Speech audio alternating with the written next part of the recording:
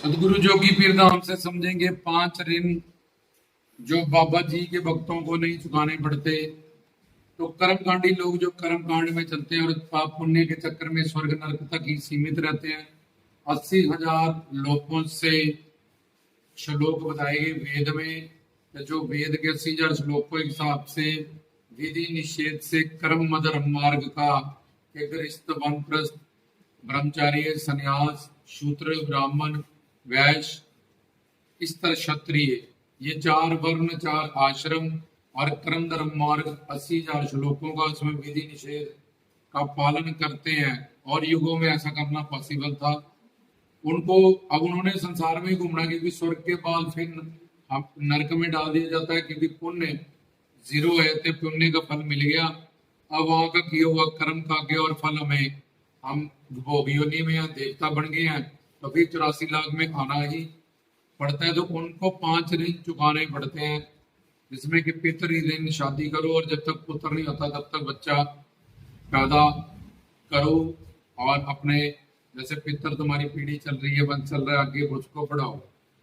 फिर भूत ऋण, ये जो पशु पक्षी तुमसे पिछली वाली जोनियों में तुम्हारी भाई बहन है, ये पिछले जन्मों के, क्योंकि तुम भी 84 लाख में बढ़ के हैं और ये बेजुबान है, इनके लिए जो भी हेल्प कर सकते हो, सतनाजा डालना, वानरों को फीड करना, गौ माता को फीड करना, जब वो सब ड्यूटी, इसको भूत ऋण कहते हैं कि पशु पक्षियों की सेवा करना। निरी ऋण अतिथि ऋण, जिसमें कि कोई मेहमान तुम्हारा घर में आए, चाहे वो तुम्हारा एंटी हो या तो टूना ही करने आए हो, कुछ भी हो, लेकिन तुम्हारे लिए मेहमान है, भगवान का रूप है, उसकी तुम सेवा करो। उसके बाद वेद ऋण, कि जिस भी धर्म में तुम, जैसे हिंदू हो तुम और सनातन धर्म से जुड़े, तो वह भीतर आए उस धर्म के शास्त्र को पढ़ो, और जो भी तुम्हारे आराध्य इष्ट देव हैं, भोलेनाथ, कृष्ण जी, माता रानी जी और देव ऋण, उनके प्रति हवन करो। तो ये 5 ऋण उनको चुकाने पड़ते हैं, अगर नहीं चुकाते तो सीधे उनको नरक में डाल दिया जाता है।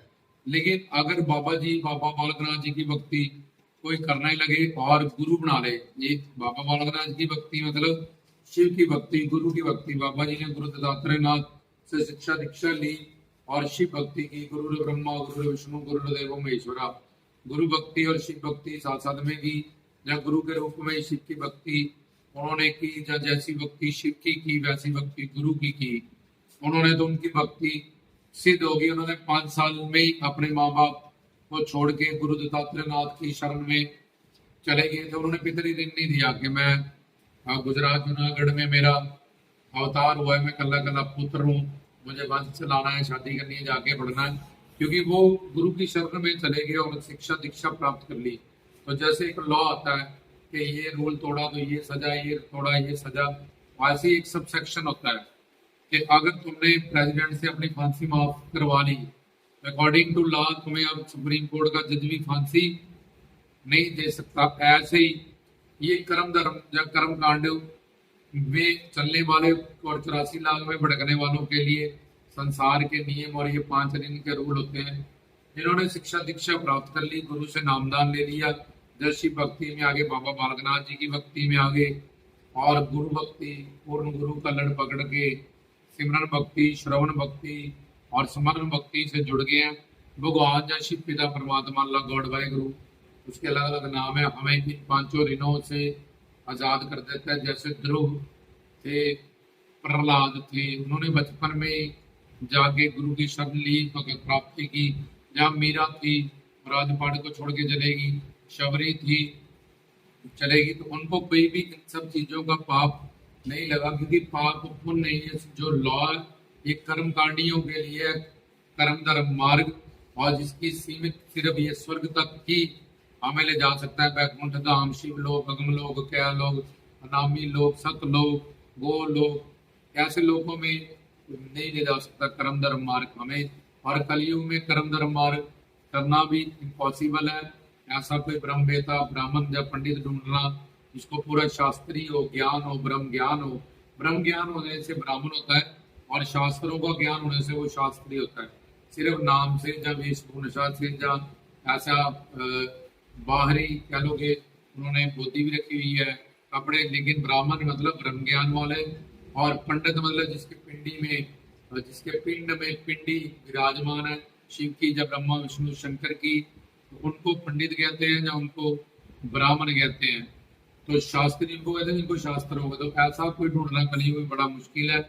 और प्रॉपर संस्कृत दात अनुदात स्वरित, कहाँ मंत्र ऊंचा जाएगा, कहाँ मंत्र को हल्के स्वर से बोलना है, सॉफ्ट गले से बोलना है, कहाँ जोर लगा के बोलना है, जहाँ बड़ा सॉफ्ट बोलना है, ये सारे दात अनुदात स्वरित, ये सारी और विधि निषेध, और उसके बाद 80,000 श्लोकों का ज्ञान रखना।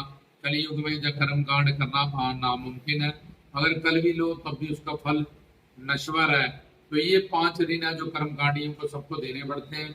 और जो बाबा जी की भक्ति, शिव भक्ति, गुरु भक्ति करने लगे और जिन्होंने शिक्षा दीक्षा प्राप्त कर ली, वो इन 5 ऋणों से आजाद हुए थे। उनको अपने गुरु जी की बताई हुई सिर्फ भक्ति करनी है, जो नामदान लिया है उसका सिमरन करना है, गुरु से ज्ञान प्राप्त करना है, और बाबा जी की चौकियों से नाम गुण रूप लीला धाम से अपनी मन बुद्धि का जुड़ाव करना है। तो इन सब ऋणों से वो मुक्त हो जाएगा।